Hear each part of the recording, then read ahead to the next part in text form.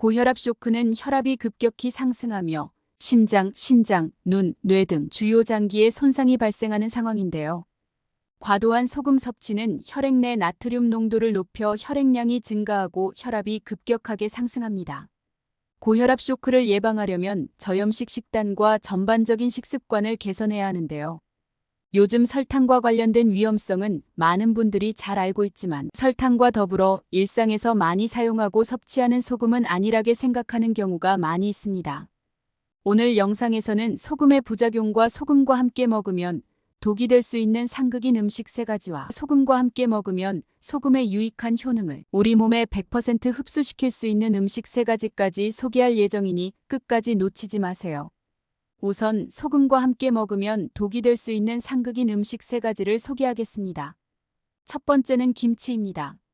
김치는 발효 과정에서 다량의 소금이 사용되기 때문에 나트륨 함량이 높은 음식인데요. 이를 과도하게 섭취하면 건강에 여러 문제가 생길 수 있습니다. 김치의 높은 나트륨 함량은 혈액 내 나트륨 농도를 증가시켜 혈압을 상승시키는 요인이 되는데요. 이는 장기적으로 심혈관 질환, 뇌졸중, 심부전 등 심각한 질환의 위험을 높일 수 있습니다. 특히 고혈압 환자는 나트륨 섭취를 제한해야 하므로 김치를 지나치게 먹는 것은 좋지 않은데요. 나트륨 과잉은 신장이 이를 배출하기 위해 더 많은 부담을 가지게 하며 장기적으로는 신장 손상이나 만성 신장병으로 이어질 위험이 있습니다. 또한 나트륨은 체내 수분을 유지하는 역할을 하지만 과도한 섭취는 체액저류와 부종을 유발해 심혈관 및 신장 건강에 악영향을 미칠 수 있는데요. 발효된 김치는 산도가 높아 위산 분비를 자극할 수 있습니다. 과도한 섭취는 위산 과다 분비로 인해 위 점막이 손상되거나 위염, 속쓰림을 유발할 가능성이 있는데요. 김치는 유산균과 비타민이 풍부한 건강한 음식이지만 나트륨 함량이 높은 만큼 적정량을 섭취하는 것이 중요합니다. 하루 약 50g 정도가 적당하며 저염 김치를 선택하거나 신선한 채소와 함께 섭취해 나트륨 섭취를 조절하는 것이 건강에 도움이 됩니다. 두 번째는 간고등어입니다. 간고등어는 소금에 절여 보존된 상태로 조리되는 음식으로 나트륨 함량이 높고 구울 때 발암물질이 생성될 가능성이 있어 주의가 필요한데요. 간고등어를 굽는 과정에서 생성되는 발암물질은 위 점막에 손상을 일으키며 여기에 소금의 높은 나트륨이 더해지면 위 점막의 방어벽을 약화시킬 수 있습니다. 나트륨은 위산 분비를 증가시키고 점막 손상을 가속화하여 발암물질의 영향을 더욱 심화시킬 수 있는데요. 소금은 헬리코박터 파일로리 감염 위험을 증가시키는 요인으로 알려져 있습니다. 이 균은 위 점막을 손상시키며 간고등어를 구울 때 발생하는 발암물질과 결합해 위암 발생 가능성을 더욱 높이는데요. 특히 간고등어를 구운 후 소금을 추가하거나 짠 양념과 함께 섭취할 경우 나트륨 과잉이 위 점막을 더 쉽게 손상시켜 헬리코박터 파일로리의 활동을 촉진할 수 있습니다. 간고등어와 소금의 조합은 위 점막에 중복된 자극을 가하게 되는데요. 구운 간고등어는 이미 발암물질을 포함하고 있으며 나트륨은 이 과정에서 손상을 심화시키고 염증 반응을 악화시킵니다. 이는 위암 발병의 토대를 마련하는 악순환을 유발하는데요. 결론적으로 간고등어와 소금을 함께 섭취하면 위 점막이 과도하게 자극받아 염증이 심화되고 발암물질의 영향을 증폭시켜 위암 위험을 크게 높일 수 있습니다. 세 번째는 패스트푸드입니다. 치킨이나 감자튀김 같은 패스트푸드는 조리 과정에서 기름을 많이 사용하여 포화지방 함량이 매우 높은데요. 여기에 소금을 함께 섭취하면 뼈 건강에 심각한 영향을 미칠 수 있습니다. 소금에 포함된 나트륨은 체내 칼슘 배출을 촉진하고 패스트푸드에 포함된 포화지방은 칼슘 흡수를 방해하며 뼈 형성에 중요한 비타민 K와 D의 대사를 저해하는데요. 이러한 조합은 뼈를 약화시키고 골다공증 위험을 높일 수 있습니다. 소금에 포함된 나트륨은 신장에서 칼슘을 소변으로 배출시키는 작용을 하며 이로 인해 뼈에서 칼슘이 빠져나가 골밀도가 점점 약화되는데요. 치킨이나 감자튀김은 기본적으로 염분 함량이 높아 추가적으로 소금을 곁들여 먹을 경우 나트륨 섭취량이 과도해지면서 칼슘 손실이 심화됩니다. 포화지방 역시 뼈 건강에 부정적인 영향을 미치는데요. 패스트푸드에 포함된 포화지방은 장에서 칼슘이 제대로 흡수되지 못하게 하며 뼈를 형성하는 세포의 기능을 저해합니다. 특히 튀긴 음식의 높은 지방 함량은 뼈 재생과 강화를 방해하여 장기적으로 뼈 건강을 악화시킬 가능성이 큰데요. 소금으로 인한 칼슘 손실과 패스트푸드의 포화지방이 칼슘 흡수를 방해하는 작용이 결합되면 뼈 건강에 필요한 칼슘 균형이 무너집니다. 이는 뼈를 약화시키고 골다공증 발병 위험을 크게 높이는 악순환으로 이어질 수 있는데요. 결론적으로 소금과 패스트푸드를 함께 섭취하면 나트륨 과잉과 포화지방의 시너지 효과로 인해 뼈 건강이 크게 악화될 수 있습니다. 소금은 영양가가 뛰어나지만 함께 먹는 음식에 따라 그 효과가 달라질 수 있는데요. 소금의 효능을 극대화하기 위해서는 잘못된 음식 조합을 피하는 것이 중요합니다. 지금부터는 소금의 유익한 효능을 우리 몸에 100% 흡수시킬 수 있는 음식 3가지를 소개할게요. 시작하기 앞서서 구독과 좋아요 부탁드리며 그럼 바로 시작하겠습니다. 첫 번째는 버섯입니다.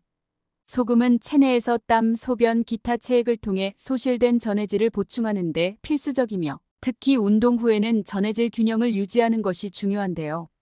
이때 칼륨이 풍부한 버섯과 소금을 함께 섭취하면 전해질 균형을 효과적으로 보충할 수 있습니다.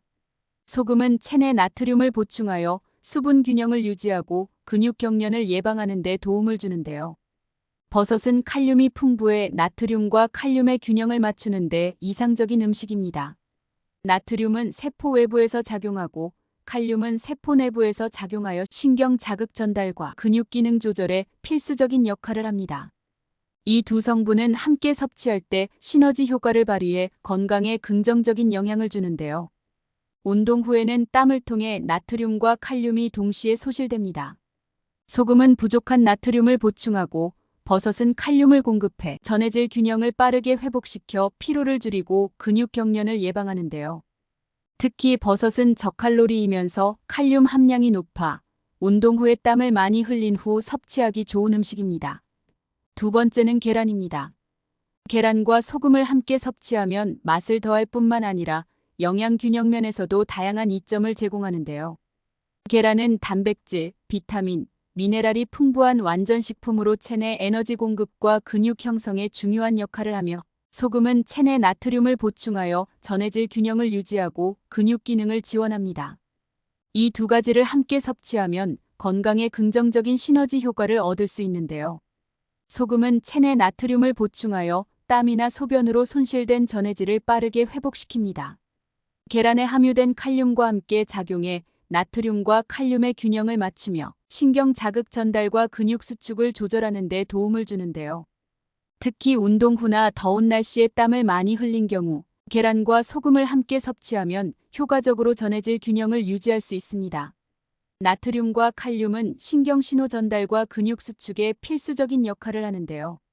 소금은 운동 후 전해질 손실을 보충하고 근육 경련을 예방하며 계란에 포함된 고품질 단백질은 근육 회복과 형성을 지원합니다. 이 조합은 운동 후 피로를 줄이고 근육 기능을 정상화하는 데 유익한데요. 또한 소금은 소화효소의 활동을 도와 음식물의 분해와 영양소 흡수를 촉진합니다.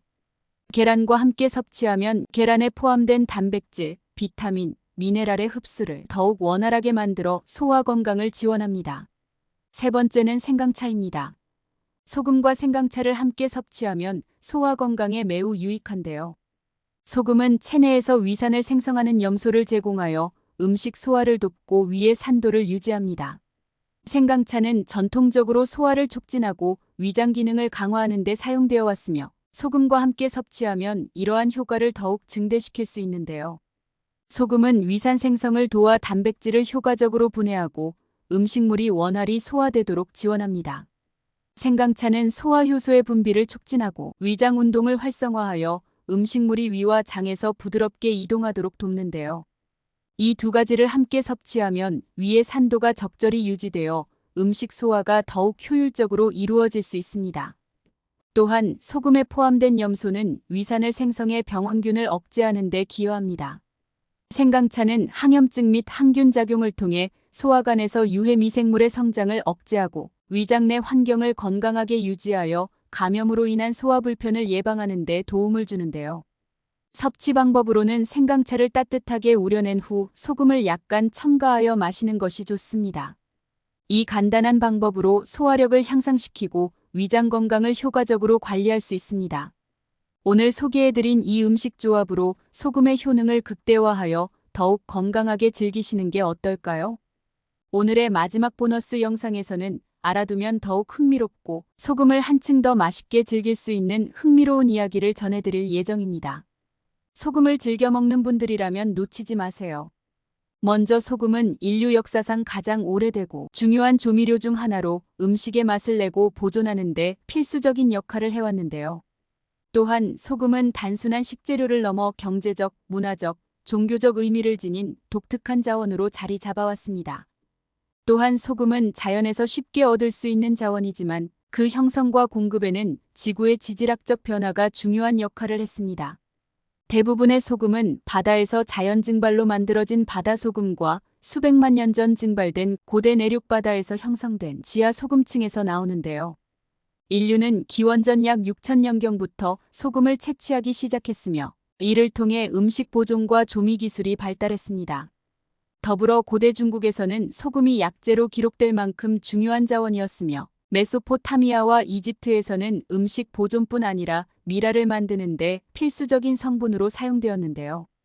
성경에서도 소금은 신과 인간 간의 계약을 상징하는 신성한 물질로 여겨졌습니다. 또한 중세에는 소금이 유럽에서 경제적, 정치적 중요성을 가졌는데요. 로마 제국에서는 소금이 군인들에게 급여 형태로 제공되었는데 여기서 영어 단어 샐러리가 유래했습니다. 유럽에서는 소금 무역이 지역 정치와 경제를 좌우했으며 특정 지역은 소금 무역으로 번성하기도 했는데요. 아울러 근대에 들어 소금은 대항해 시대의 보존 기술의 핵심 자원으로 사용되며 장거리 항해와 식량 저장을 가능하게 했습니다. 소금세는 여러 국가에서 주요 재정 수단이었지만 시민 불만과 저항을 불러일으키기도 했는데요. 대표적으로 1930년 간디의 소금 행진은 영국의 소금세에 항의하며 인도 독립운동의 상징적 사건으로 남았습니다. 또한 소금은 여러 도시의 이름에 영향을 미쳤습니다. 오스트리아의 잘츠부르크는 소금의 성을 뜻하며 중세 유럽에서 소금을 운송하던 주요 거점이었는데요. 미국 유타주의 솔트레이크 시티는 소금 호수에서 유래한 이름으로 지역의 자연소금 평야로 유명합니다. 더 나아가 소금을 둘러싼 전쟁도 있었는데요. 16세기 이탈리아에서는 소금새를 둘러싸고 베네치아와 파르마 간의 전쟁이 벌어졌고 간디의 소금 행진은 소금이 단순한 자원을 넘어 자유와 독립의 상징으로 자리 잡았음을 보여줍니다. 또한 소금은 건강에도 중요한 역할을 하는데요. 체내 나트륨과 염소 이온의 균형을 유지해 신경기능, 근육 수축, 체액 균형을 조절하는 데 필수적입니다. 그러나 과다 섭취는 고혈압과 신장 문제를 유발할 수 있어 필수이지만 조절이 필요한 자원으로 여겨지는데요. 마지막으로 종교적으로도 소금은 중요한 상징성을 지니고 있습니다. 고대 그리스와 로마에서는 불멸을 상징했으며 성경에서는 땅의 소금이라는 표현으로 가치와 신성함을 비유했는데요. 일본에서는 소금이 정화의 상징으로 스모 경기장에서 소금을 뿌리는 전통이 이어지고 있습니다. 소금은 우리 몸에 좋은 식품으로 적당히 그리고 올바르게만 먹으면 여러분의 건강을 지킬 수 있습니다. 다음 영상에서도 저를 포함한 모두에게 도움이 될 만한 영상으로 찾아오겠습니다. 오늘 영상이 도움이 되셨다면 구독과 좋아요 꼭 부탁드립니다. 건강하고 즐거운 하루 되세요.